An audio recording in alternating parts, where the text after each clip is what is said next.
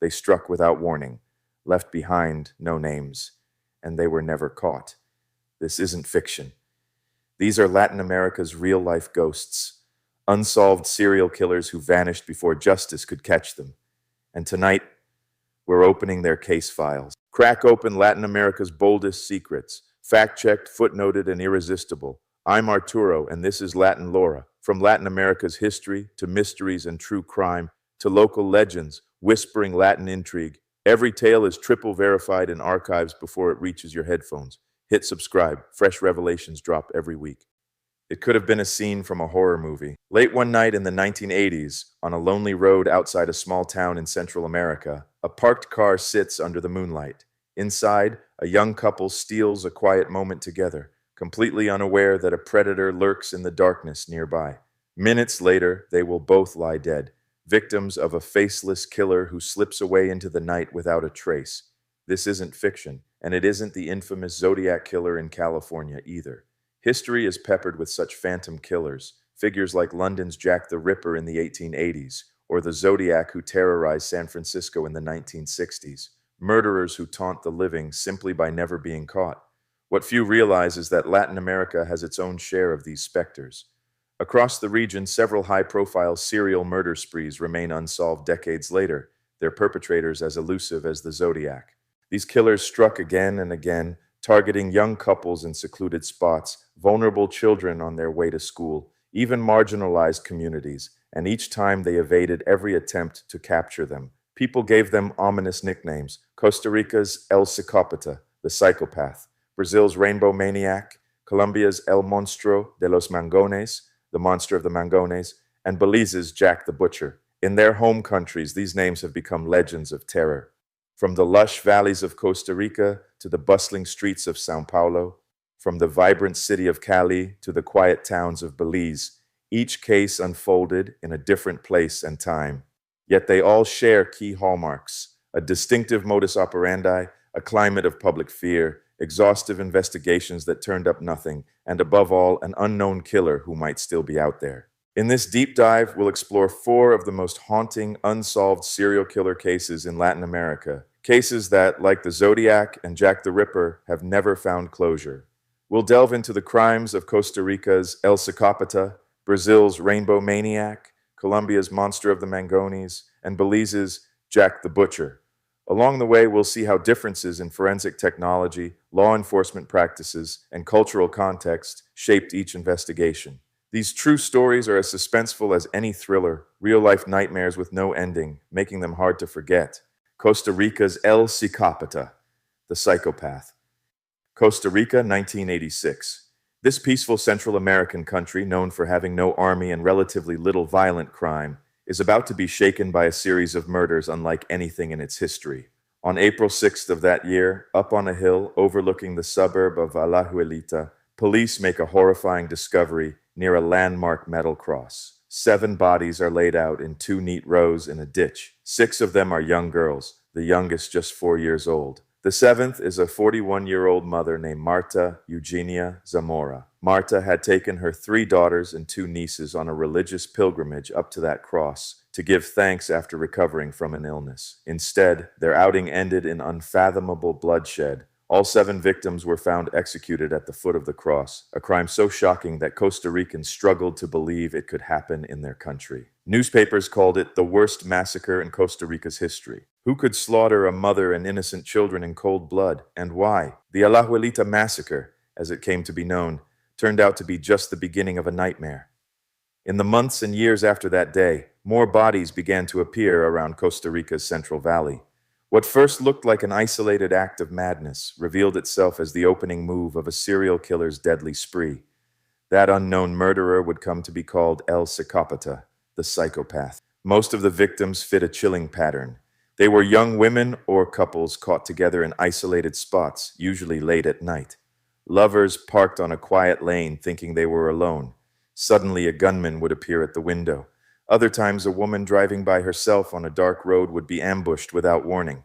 The killer was methodical and merciless, striking swiftly and giving his targets virtually no chance to escape. Panic spread quickly through the communities of Cartago, Curridabat, and Desamparados, areas on the outskirts of San Jose that formed the killer's hunting ground. This region became infamous as the Triangle of Death. After nightfall, these once tranquil areas turned into ghost towns. Young people who used to go out after dark now stayed safely at home, rather than risk becoming the next victims. Police soon found hard evidence linking the crimes. Virtually all the victims had been killed with the exact same firearm, a 45 caliber M3 grease gun submachine gun. That meant one weapon, and almost certainly one killer, was behind every attack. Each incident was carefully orchestrated for surprise and silence. It was as if the psychopath lay in wait for the perfect moment to catch people completely off guard. Nothing like this had ever happened in Costa Rica. The country simply wasn't used to bloodthirsty predators stalking the night. Remember, this is a nation with no standing army and a reputation for stability, so the idea of a roaming serial killer felt almost unreal. Yet by the late 1980s, those once popular lovers' lanes and back roads had emptied out.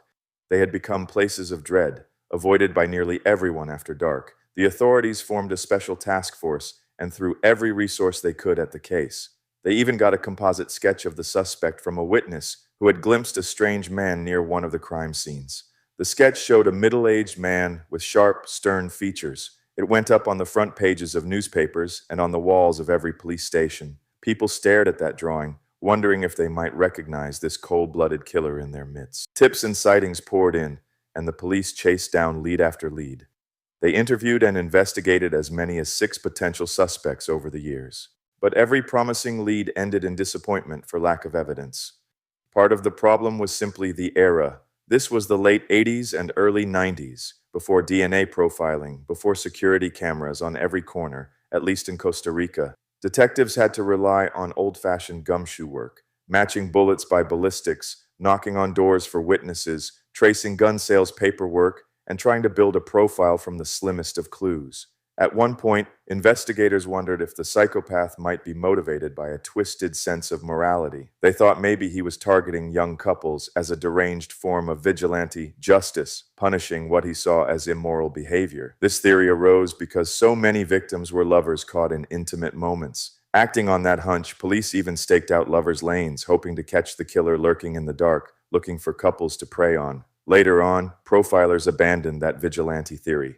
The sheer savagery, especially toward the female victims, pointed to something more personal and hateful. Some experts suspected that El Psicópata harbored a deep hatred of women, possibly fueled by some past trauma or rejection. Whatever his twisted motive, it remained frustratingly out of reach. The killer left no fingerprints, no DNA, no eyewitness who got a good look, nothing solid. He was like a ghost, leaving behind only shell casings and grief. One case in 1987 showed just how brazen and unpredictable the psychopath could be. In the city of Cartago, a young woman named Ligia Camacho was reading in bed one night when a bullet suddenly crashed through her window and struck her down. This attack was different. It happened in a populated area, inside the victim's own home, not on some deserted road.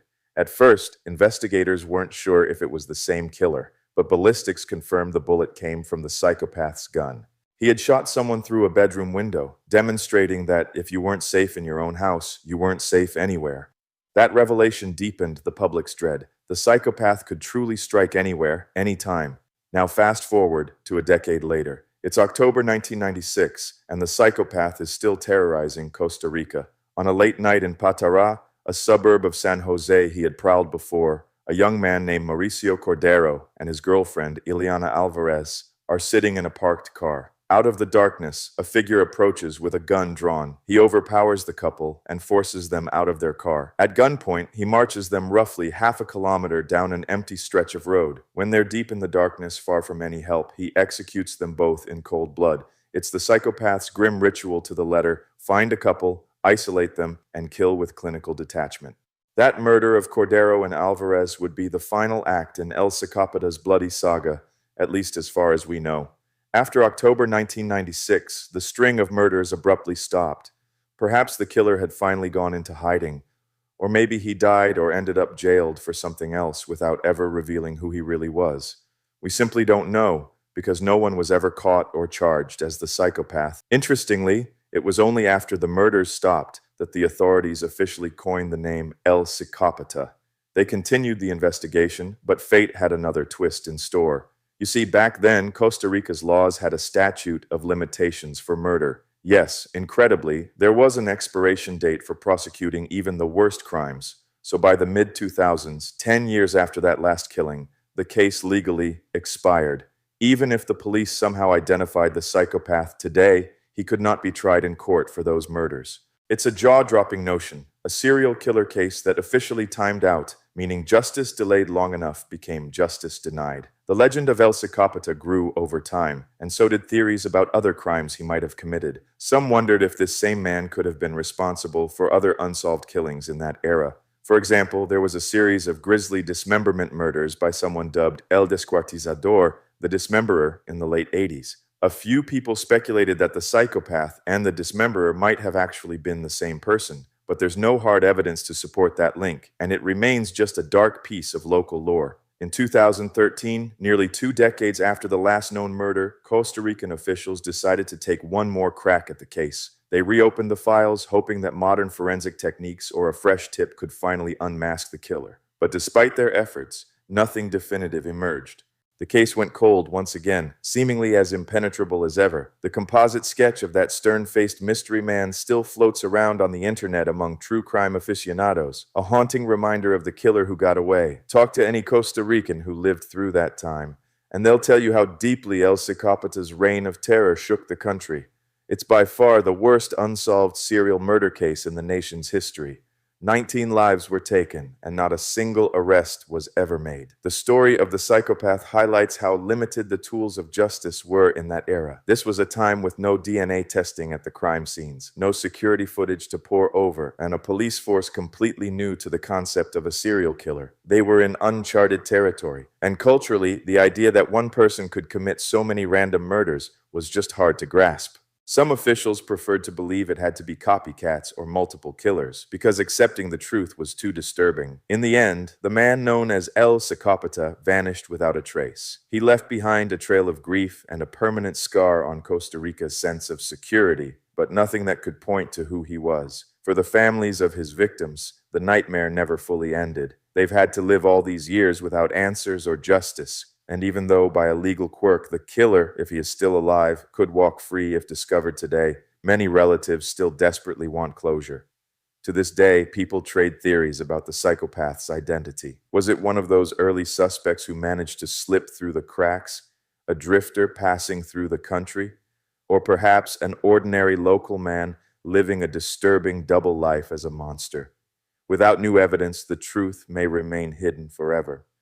What's certain is that the legacy of fear he created endures. The name El Psicópata still looms large in Costa Rica, whispered with a mix of fear and fascination even now. Brazil's Rainbow Maniac. Nearly 2 decades later and thousands of miles away, another serial killer was prowling, this time in the vast urban landscape of Brazil. In 2007, São Paulo, a city famous for its massive annual Pride Parade, one of the largest in the world, and vibrant LGBTQ+ community, was shaken by a string of murders targeting gay men. The killings centered on Parque dos Paturas, a grassy, tree-lined park in the suburb of Carapicuíba, an area known as a nighttime gathering place for local gay men seeking companionship. By day, Paturas Park was unremarkable. By night, it became the stalking ground of a predator. As bodies were discovered there, one after another, fear spread through the community. Before long, the unknown assailant earned a grim moniker from the press, Maniaco do Arco Iris, the Rainbow Maniac. The Rainbow Maniac's murder spree began quietly. On July 4, 2007, the body of a 32-year-old man was found on a secluded footpath in Paturas Park, shot in the head at close range. At first, it was treated as an isolated homicide in an area that wasn't the safest to begin with, but then another man turned up dead in the park, and another after that. The victims shared key characteristics. All were gay men, mostly in their 20s to 40s, and most had been killed execution style with a single gunshot to the head. In fact, 12 of the 13 victims would ultimately be found with bullet wounds just behind the left ear, a chilling signature suggesting the murderer's precise and cold-blooded approach. Some of the victims were found half naked or with their pants pulled down to their ankles, implying they had been lured into a sexual or vulnerable situation before being viciously executed. One victim was not shot but beaten to death, and another, the final known victim, was shot a staggering 12 times, as if the killer unleashed extra rage on that occasion. But these appeared to be exceptions in what was otherwise a very consistent method of killing. For over a year, the murders went unsolved and disturbingly unacknowledged as a pattern by the authorities. Bodies kept appearing in the same general area of the park, yet initially the police failed to link them as the work of one offender. It wasn't until late 2008, after a full dozen murders, that São Paulo's State Public Safety Department publicly admitted a serial killer might be responsible for the tourist park slayings.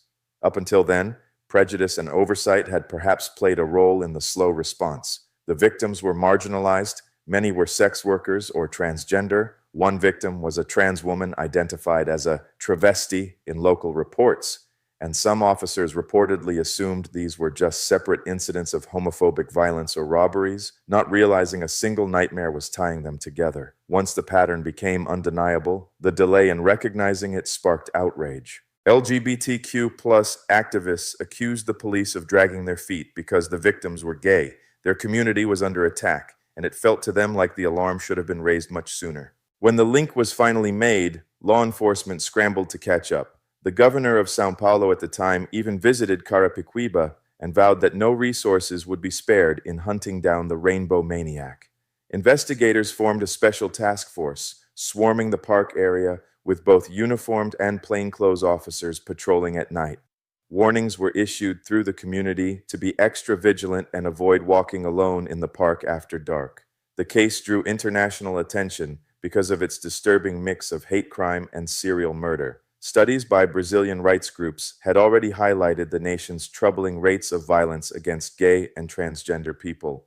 Brazil historically has had one of the world's highest levels of homophobic killings. But this was something different, a methodical killer systematically eliminating victims one by one under the noses of a metropolis. It cast a long shadow over São Paulo's reputation as a relatively progressive, tolerant city. Suddenly, a place that annually celebrated sexual diversity with millions marching in rainbow colors was forced to confront the horror of a killer who lurked after dusk to kill people simply for who they were. The media's Rainbow Maniac nickname, referencing the colorful pride flag symbol, was splashed across headlines and TV reports. To the community, the nickname was both chilling and galvanizing, a constant reminder that someone was targeting them. Many gay men in the area grew afraid to go out alone at night or to bring new acquaintances to the park. Some who continued to frequent the area started going in groups or taking extra precautions. One gay nightclub in São Paulo reportedly began offering a shuttle service so that patrons living in Carapicuíba wouldn't have to walk past the park at night on their way home. Fear and tension mounted as month after month went by without an arrest. Finally, a break in the case came by way of eyewitness testimony. On the night of August 19, 2008, a witness claimed to have seen a confrontation in the shadows of Tourist Park that ended in gunfire, the shooting of what would be the 13th victim. The witness got a clear enough look at the shooter to later identify him. In a shocking twist, the suspect was not a random drifter or a known street hustler. He was a retired state police sergeant named Jairo Francisco Franco. The idea that a former cop, someone sworn to uphold the law, could be behind these vigilante-style executions stunned the public and the authorities alike. Yet the witness was adamant, and additional tips reinforced that Franco had often been seen lurking around the park at odd hours. One informant told police that Franco would habitually visit Tourist Park and seemed to harass or watch the men there, behavior that, in hindsight, looked horribly suspicious. In December 2008, Jairo Franco was arrested and charged in connection with one of the murders. The news brought both relief and trepidation to the LGBTQ+ community. Relief because they hoped the nightmare might finally be over. Trepidation because if a police officer really was the killer, what might that say about deeper biases in the force? Franco's trial began in 2011 and became a media sensation. Prosecutors laid out the case that he was the Rainbow Maniac, a man with training in firearms and a possible personal hatred of gay people who took it upon himself to clean up the park. The star evidence was the eyewitness who recounted seeing Franco shoot a man 12 times on that August night in 2008. Another witness had placed Franco at the scene of other park murders as well. It seemed like a compelling narrative, a rogue cop turned killer, and many in the public had little trouble believing it, given the well-documented issues of homophobia in some ranks of law enforcement. Throughout the trial, Franco maintained his innocence. There was no DNA or forensic evidence tying him to the murders. It was largely witness testimony and circumstantial details. In Brazil's jury system, a simple majority vote can decide the outcome. After tense deliberations, the jury voted 4-2 to acquit Franco of the charges. The verdict was met with gasps and cries in the courtroom. Family members of victims, who had pinned their hopes on Franco being the culprit, were devastated. Some jurors later indicated they found reasonable doubt, perhaps not fully trusting the witnesses or noting that linking one murder to Franco didn't conclusively link all 13. Whatever the reasoning, Franco walked free, and the Rainbow Maniac was officially still at large. The acquittal left the victims' families and the gay community in anguish and limbo. Had justice failed, allowing a guilty man to go free? Or had an innocent man been scapegoated while the real killer remained on the prowl? Even as the investigation stalled, a few lingering theories hinted at how extensive and cunning this killer might have been. Officials probed whether the Rainbow Maniac might have struck beyond Pateris Park. A few similar murders in a neighboring suburb, the city of Osasco, involving gay victims and a .38 caliber gun raised the possibility that he had as many as 16 victims in total. There was also speculation that the killer leveraged technology to his advantage.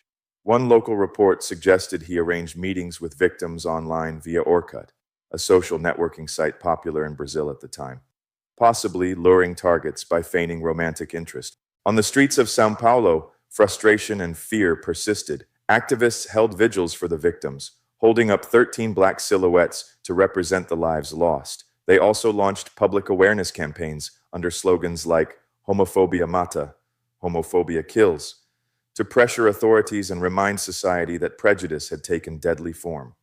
Police kept a presence around Pateris Park, and while the murders there stopped after Franco's arrest, possibly because the killer, whoever he was, got scared off or felt the heat, trust in the safety of that area was badly broken.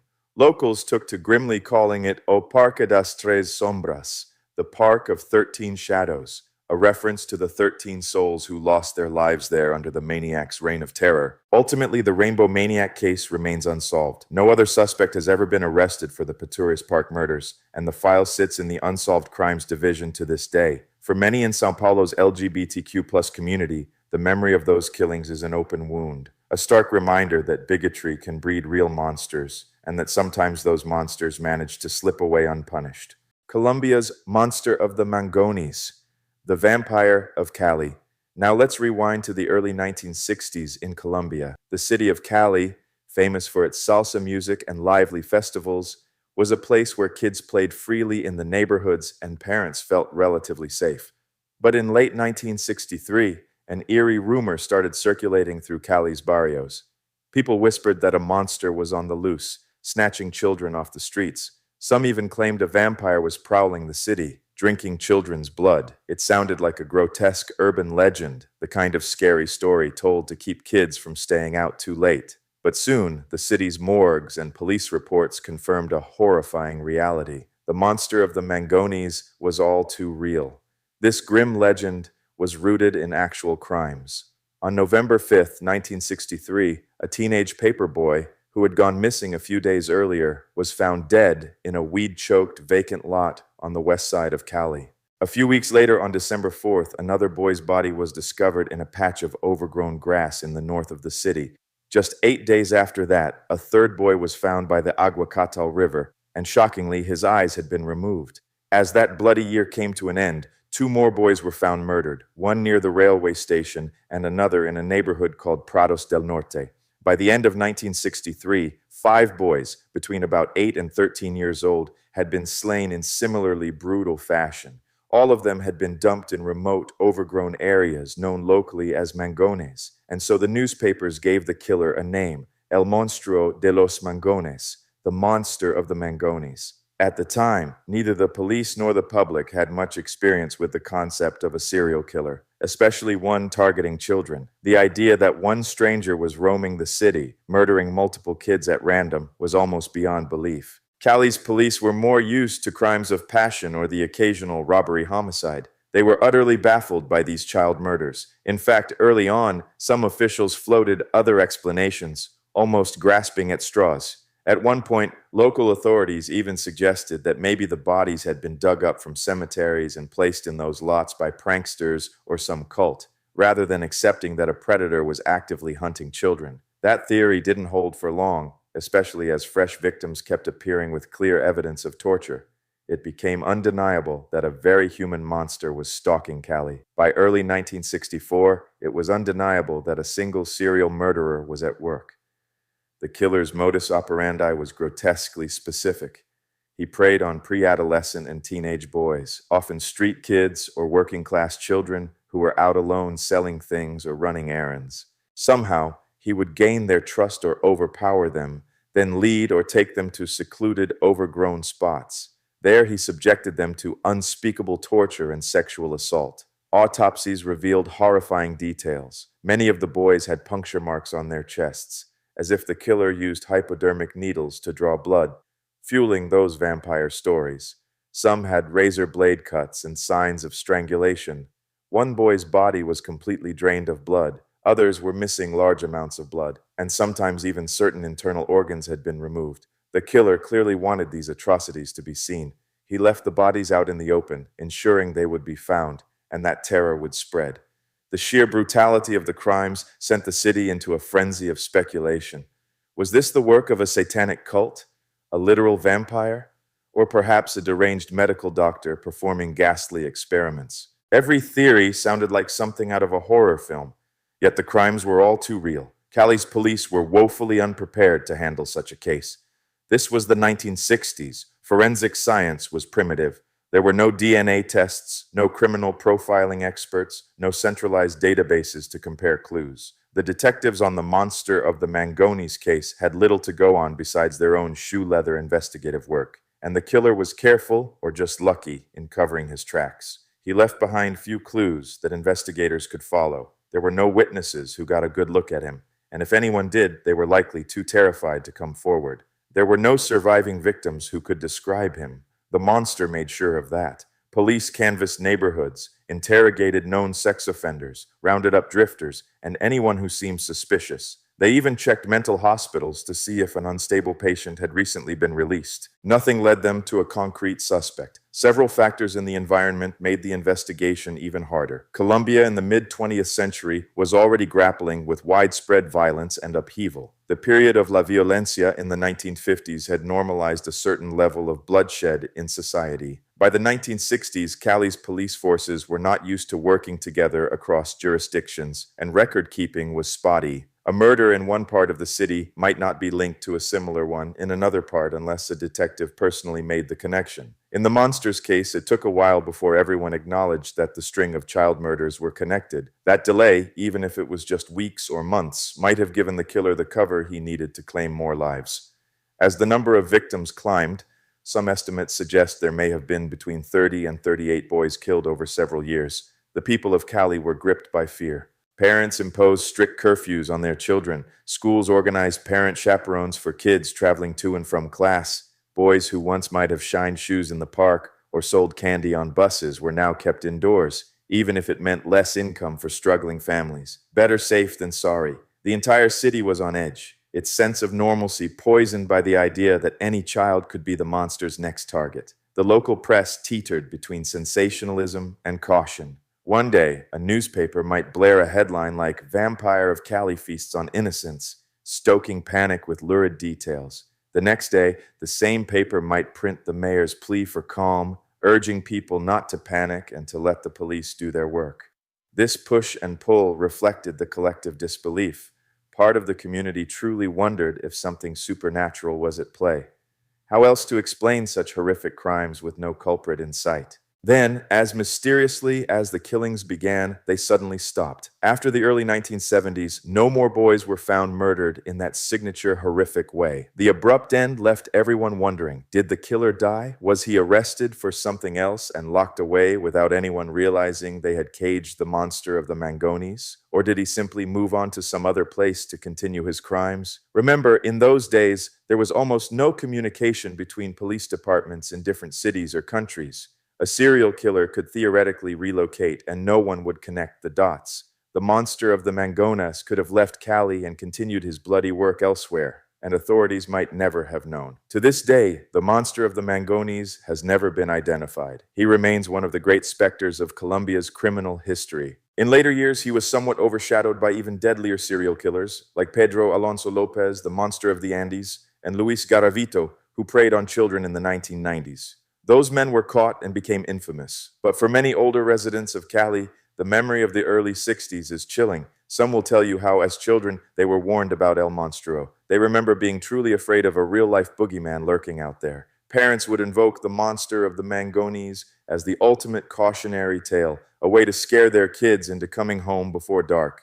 Over time, the monster of the Mangones took on a life almost like folklore, a dark legend of the city's past. But unlike most legends, this one was based on real tragedy. It's a story passed down in hushed tones, a piece of Cali's history that many wish could be forgotten but cannot be. Looking back with modern eyes, it's not hard to see why the monster of the Mangones was never caught. It was a perfect storm of circumstances. Forensics at the time were virtually non-existent, so even if the killer left physical traces like hair or fingerprints, there was no way to properly analyze or match them. The police were under-equipped and under-trained for this kind of investigation. Cali's law enforcement had never dealt with a pattern like this before, and they had no system to piece together clues across multiple murders. Culturally, the notion of a serial killer was so outlandish that even as evidence mounted, some officials clung to alternative theories, like those graveyard pranksters or cults, or downplayed the idea to avoid public panic. And importantly,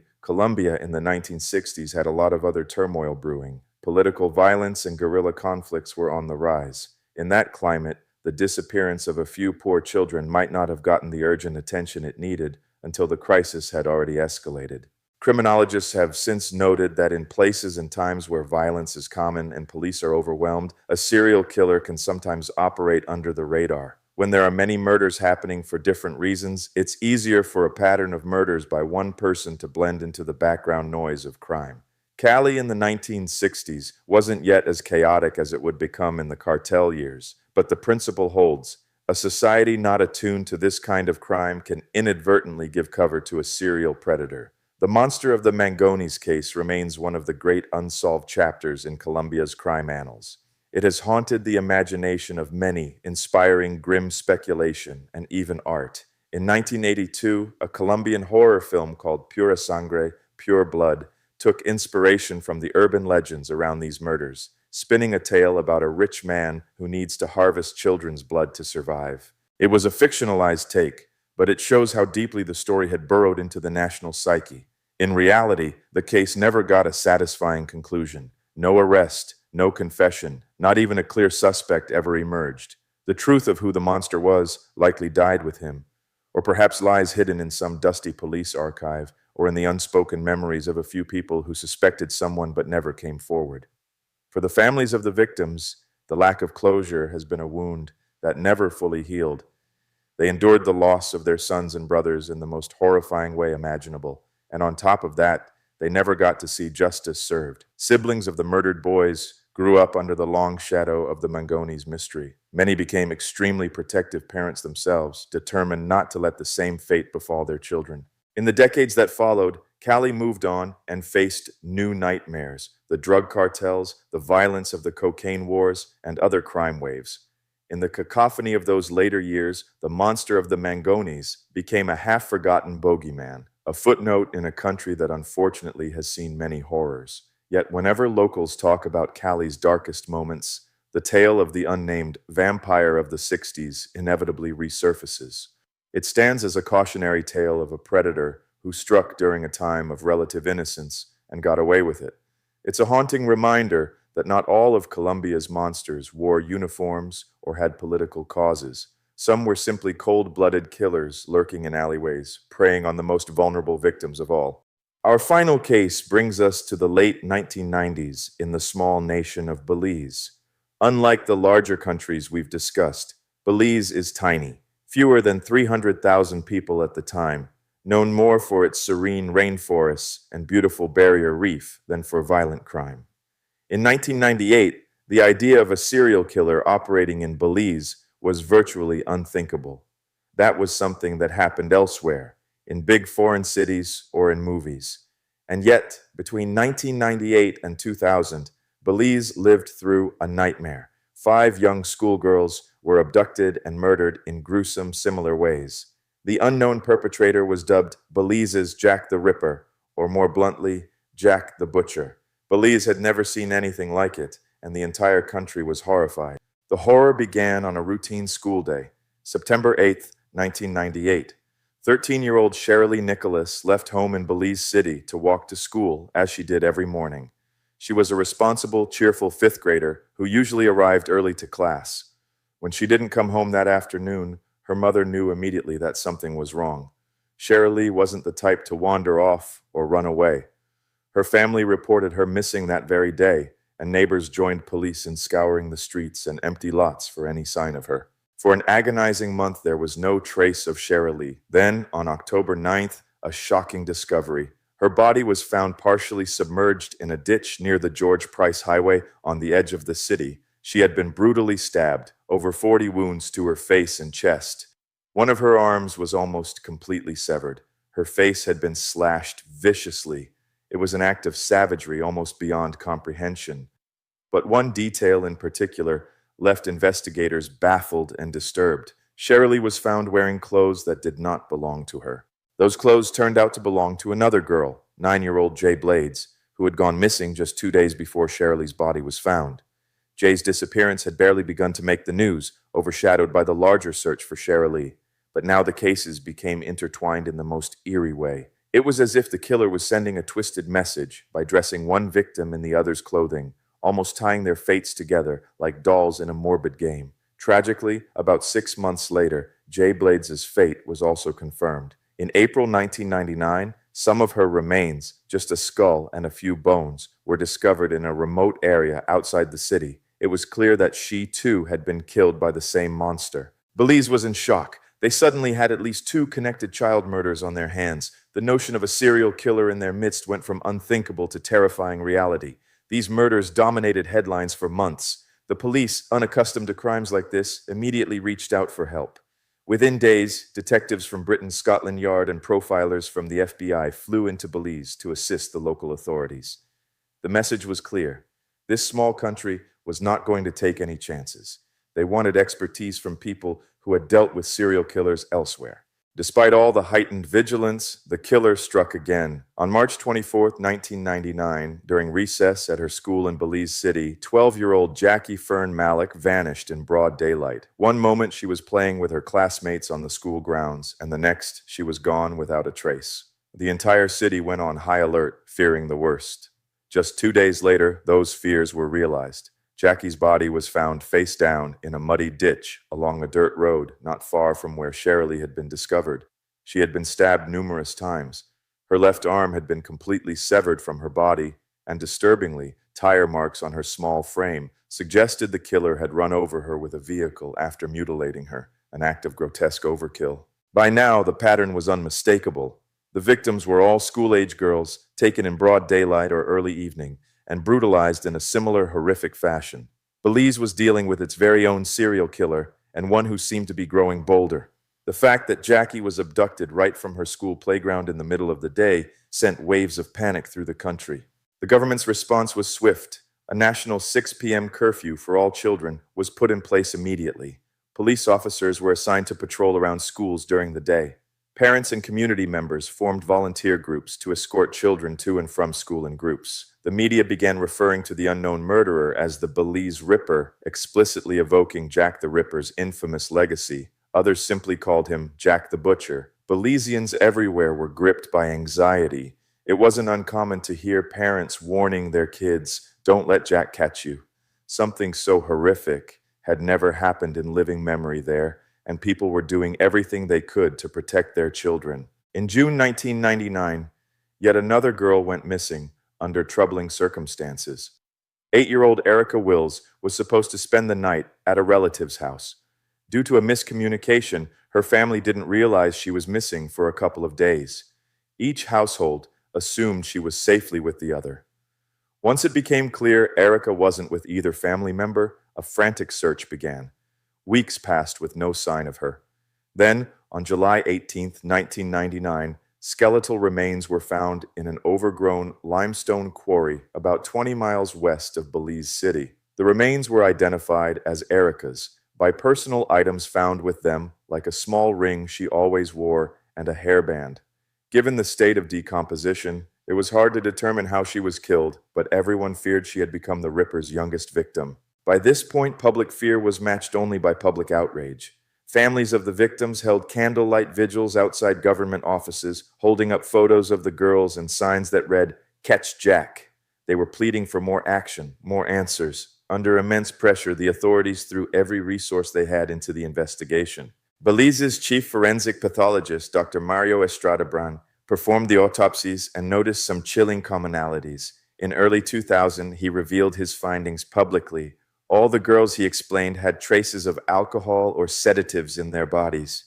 It appeared the killer had forced them to drink a strong rum or an alcohol-laced concoction, possibly mixed with drugs, to make them drowsy and easier to control.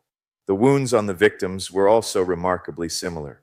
The murderer had used the same type of sharp instrument in each case, inflicting cuts and amputations with near-surgical precision. In fact, the cuts were so clean that Dr. Estrada Bran believed the killer might have a medical background or at least some knowledge of anatomy or butchery, hence the nickname Jack the Butcher. This was not someone who killed in a sudden frenzy. This was someone who prepared, who had tools ready, who knew exactly what he was doing, a cold, methodical predator. On February 15, 2000, almost a year to the day after Jackie Malik's murder, 14-year-old Nomi Hernandez went missing in Belize City. She had stepped out one afternoon to run a quick errand for her family on Mosul Street, just a few blocks from her home. She never came back. The entire country braced itself as days passed with no sign of Nomi. People hoped she might be found alive, but deep down, everyone feared Jack had struck again. 9 days later, those fears were confirmed. Nomi's body was found on a sandy bank of the Belize River on the outskirts of the city. She had been mutilated even more viciously than the prior victims. There were multiple stab wounds to her face and neck. Several of her internal organs had been cut out and were missing. The violence inflicted on her was almost unimaginable. In fact, Nomi's father could only recognize her from the blue jeans she was wearing. Belize collectively shuddered. Jack the Butcher had taken a fifth child, seemingly escalating his brutality each time. Strangely, after Nomi's murder, the killing stopped. Perhaps the intensive security measures made it too hard for the killer to operate. Maybe he feared he was close to being caught, or perhaps some other twist of fate intervened.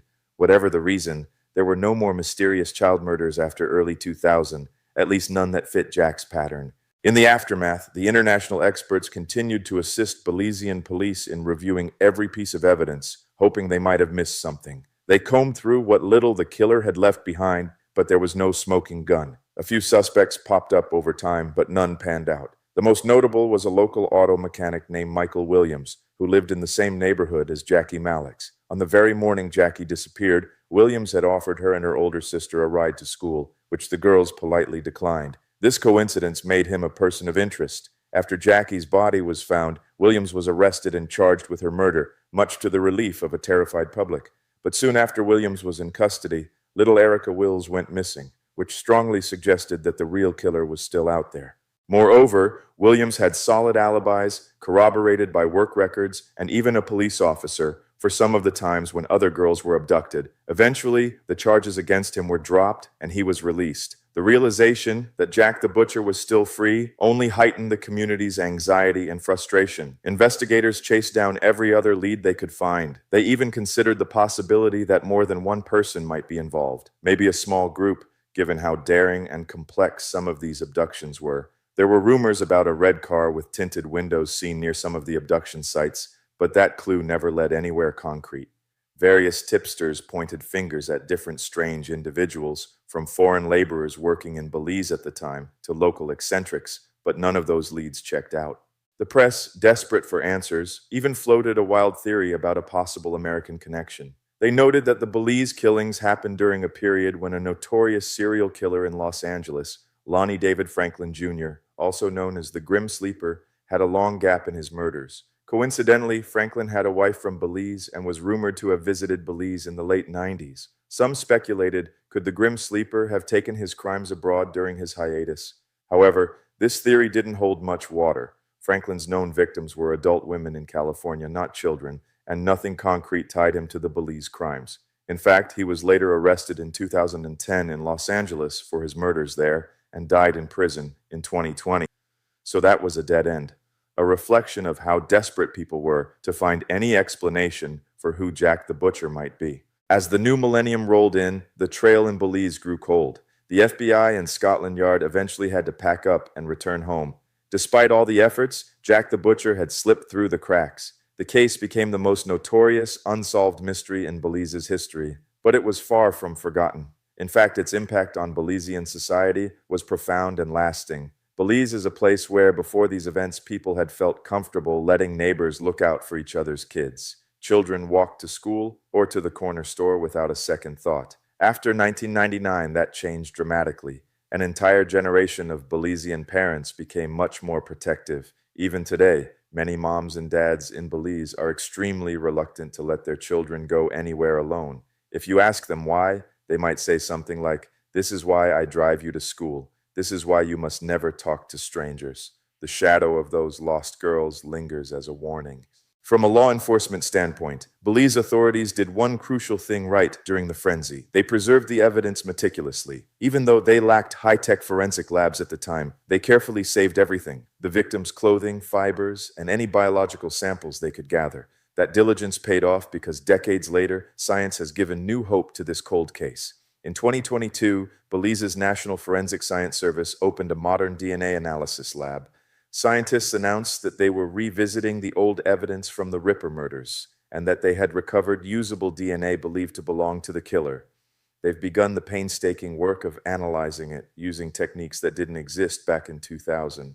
There's genuine optimism now that, even after all these years, a DNA profile might finally be generated. Perhaps it could be run through international databases or even genealogical databases to find a match or at least a familial lead. Imagine, after a quarter century, science might finally give a name to Jack the Butcher. Until that day comes, Jack the Butcher remains a phantom. He is Belize's very own Zodiac, a faceless killer who came out of nowhere, committed unspeakable atrocities, and then vanished without leaving so much as a fingerprint or a definitive clue. He claimed 5 known victims, which might seem few compared to some serial killers in larger countries. But in a country as small as Belize, it felt as if an entire generation's innocence was shattered. And the fact that he was never caught only amplified the fear and trauma he left behind. When a serial killer is captured, at least there's an ending, a sense that the nightmare is over. But an uncaught killer is an ever-present question mark, a source of endless, uneasy speculation. In Belize, Jack the Butcher has transcended being just a criminal case. He's become a grim part of local folklore, a cautionary figure. Parents invoke his memory to remind their kids why they must be careful. His rampage led to tangible changes in policing and public awareness. Missing person reports, especially for children, are taken far more seriously now. There's better coordination with international agencies, and people are far more vigilant about child safety. Those are important changes, but they came at a terrible cost to 5 families and to the nation's sense of security. If you walk into the Belize Police Department's major crimes unit even today, you'll see photographs of Sherilee, Jay, Jackie, Erica, and Noemi pinned to a bulletin board. Some of the detectives who were young officers back in 1999 have now risen to senior positions, and many of them quietly keep the Ripper case file on their desk. They're not officially working it every day, but they haven't given up on it either. They hold on to the hope that one day a new piece of evidence or a new technology will shed light on the killer's identity. In quiet moments, Belizeans still wonder, who was he really? Did he live among us, smiling politely at neighbors by day, only to become a monster when no one was looking? Could he have been someone respected in the community? Perhaps a doctor or a teacher, which might explain why the girls trusted him enough to go with him without a struggle. The questions hang in the air, unanswered, even as daily life has moved on. Every so often, a whisper goes around that there's a new lead, or a deathbed confession, or a DNA match, but so far these have only been rumors and false alarms. For a country as small and close-knit as Belize, the Ripper case was a collective trauma that will not be forgotten. But amid the darkness, it also showed something about the community. In the face of terror, Belizeans came together. People formed watch groups, drove neighbor kids to school, supported the grieving families, and lit candles together at vigils. That sense of solidarity was the one light in an otherwise very dark time. And maybe, one day, if this killer is finally unmasked through DNA or perhaps a long-delayed confession, Belizeans will come together once again, this time to find closure, to mourn and remember the victims with the peace of knowing the truth, and to finally close the book on the darkest chapter in their history. Unfinished chapters in a dark chronicle. We've journeyed through 4 extraordinary cases: El Psicópata, the Rainbow Maniac, the Monster of the Mangones, and Jack the Butcher.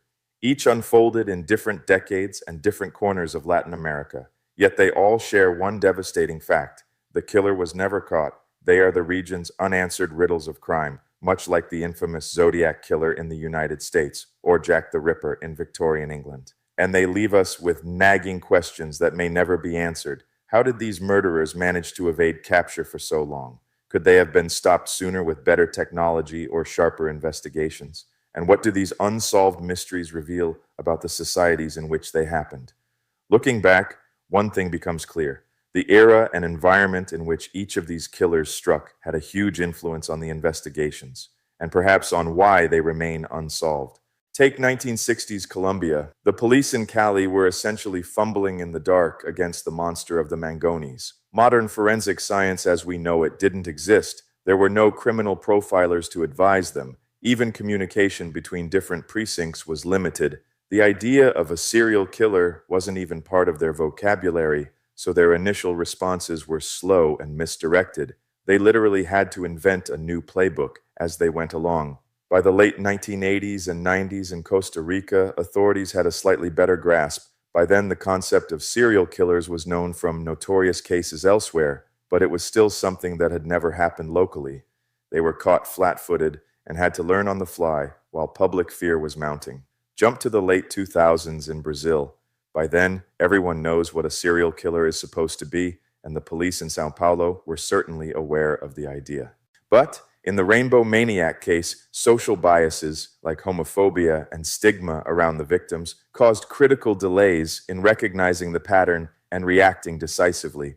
And then there's 1990s Belize. They had absolutely zero experience with a crime like this, but to their credit, as soon as they saw the pattern, they immediately called in outside help, showing they learned from the cautionary tales they'd heard about serial cases abroad. In short, each case was a product of its time and place.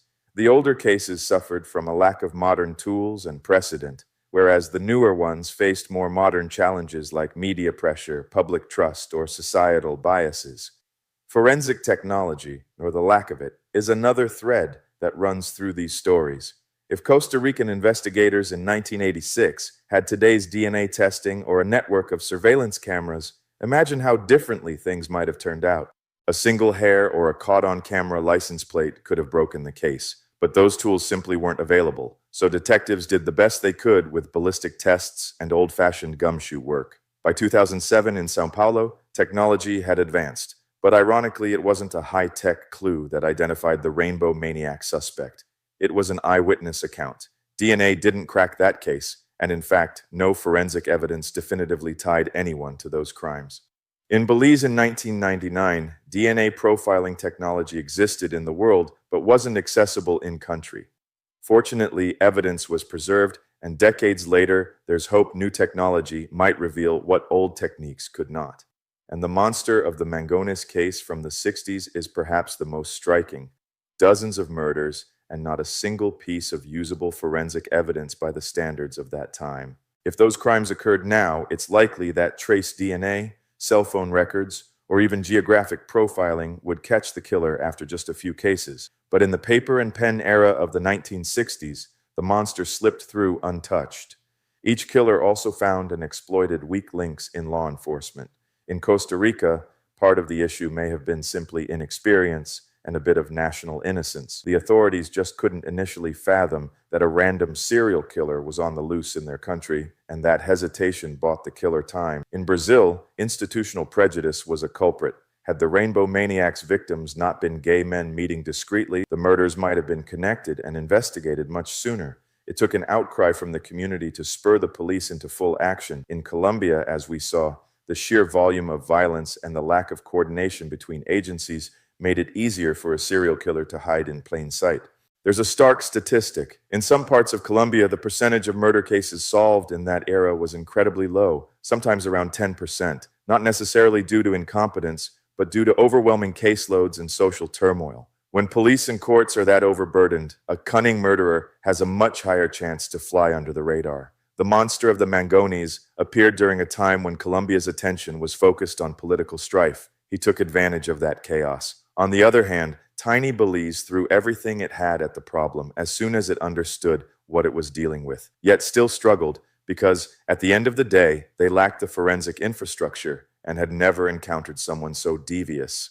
In all these cases, you see how critical resources, focus, and know-how are. A serial killer is a unique kind of offender that requires seeing patterns, coordinating multiple crime scenes, and sometimes even international cooperation. If any of those pieces are missing, the odds of capturing the culprit go way down. Cultural factors left their mark on each case, too. In Cali, the initial whispers of a vampire weren't just tabloid fodder. They reflected how a deeply superstitious Catholic community tried to rationalize an irrational horror. That mindset may have actually hindered the investigation early on. When people believed a monster or supernatural force was at work, they might not have looked hard enough for a very human killer. In São Paulo, the Rainbow Maniac case forced the city to confront a painful contradiction. It prided itself on being a haven of diversity, with that massive pride parade each year. Yet the slow response to the murders highlighted lingering homophobia. The case galvanized activism. Campaigns with slogans like "Homophobia mata," "Homophobia kills," sprang up to demand justice and protection. In Costa Rica, a small country where everyone knows each other, the idea that some unknown predator was stalking and shooting people was a national trauma. Even today, people from the Triangle of Death region recall how nightlife just stopped. The fear was that palpable. There were even rumors that El Psicópata had to be someone powerful or well-connected, because how else could he evade capture? That speaks to a cultural suspicion that perhaps the killer remained free due to privilege, though that was just speculation born out of frustration. In Belize, the cultural fabric was forever altered. The casual, carefree way children used to roam their neighborhoods gave way to a much more guarded approach. Even language changed. Jack became a sort of modern boogeyman in Belizean lore. Parents would say, "Jack will get you," in the same breath as they might once have mentioned an old folklore creature like Tata Duende or El Sisimito. But this wasn't folklore, it was real, and that made it all the more terrifying. It's also worth noting a broader truth. Many Latin American countries have long struggled with high overall homicide rates and overloaded justice systems, which can create the perfect cover for serial killers. When dozens of murders happen each week due to gang violence or political conflict, a string of murders by one person can blend into the background noise for a long time. In fact, crime experts often point out that extraordinary crimes can hide within ordinary violence. In Colombia, for example, it took someone connecting the dots to realize Luis Garavito was responsible for over 100 child murders in the 1990s. Because in a country with many tragedies, those cases weren't immediately linked. In our unsolved cases, you have to wonder, did the general atmosphere of violence help these killers in any way? Possibly yes, in 1960s Colombia, where chaos was mounting and resources were thin. In Costa Rica and Belize, which were relatively peaceful, it wasn't so much normalization as it was simply a lack of experience and preparedness. In Brazil, societal biases played a bigger role than general violence. But in all instances, the effectiveness or ineffectiveness of law enforcement and the justice system was a decisive factor in the outcome. It's interesting to contrast these unsolved cases with some of Latin America's deadliest serial killers who were caught. Take Luis Garavito or Pedro Lopez. Their victim counts were staggering, over 100 in Garavito's case, around 110 in Lopez's case. But eventually, they were identified and apprehended. Their stories have definitive endings, however grim. But a killer who vanishes can cast an even longer shadow precisely because of the uncertainty. A caught killer is a closed chapter. An uncaught killer remains an open book that haunts people's dreams. The number of victims in these unsolved cases might be smaller compared to those infamous examples, but the mystery surrounding them gives them an outsized place in their country's collective memory. They challenge societies to reflect on their blind spots. Our prejudices or institutional biases allowing some victims' cases to be taken less seriously, as seemed to happen in São Paulo? Are there cultural taboos or beliefs that cloud judgment, like the vampire lore in Cali? These are uncomfortable questions, but important ones if justice is to be served, and they challenge our own sense of security. We like to think that with today's technology and global communication, no killer could elude capture forever. But these cases remind us that sometimes, despite everyone's best efforts, evil can remain one step ahead, at least for a time. Yet despite the frustration, there remains hope and an enduring curiosity. Detectives, even retired ones, refuse to completely let these cases die. They keep files open, periodically checking if any new information has surfaced. Amateur sleuths on internet forums endlessly debate theories, pore over old newspaper clippings, and compare notes, hoping to find a clue everyone else missed. Journalists mark anniversaries of these crimes with new articles, ensuring that public interest stays alive and that these victims are not forgotten. In Belize, the advent of forensic DNA testing might soon give answers that a previous generation of investigators could only dream of. In Costa Rica, who knows? Sometimes a long-buried secret gets revealed, or a dying man confesses to something that blows a case open. Stranger things have happened. In Brazil, maybe one day a conscience-stricken associate or a piece of overlooked evidence will come to light and point to the real Rainbow Maniac. In Colombia, given how much time has passed, it's likely the monster of the Mangones will remain a legend and a mystery. But perhaps some dusty archive might yet yield a forgotten clue, or familial DNA could surprise us all by identifying a descendant of the killer. You can never say never. As we conclude this journey through Latin America's most chilling unsolved crimes, we're reminded that a lack of closure doesn't mean a lack of impact. These stories have become woven into the fabric of their communities, turning into cautionary tales written in blood. They teach us that, while science and policing have come a long way, making it harder, we hope, for new serial killers to go undetected, we can never afford to be complacent. They also teach empathy for the victims' families, who have had to live not only with tragic loss, but with the torment of the unknown. Thanks for trekking the hidden trails of Latin America with me. Drop your theories below, and until then, keep the legends alive and the facts on fire. I am Arturo, and this is LatinLora. If tonight's story unsettled you, subscribe and ring the bell, because Latin America's darkest stories are far from over.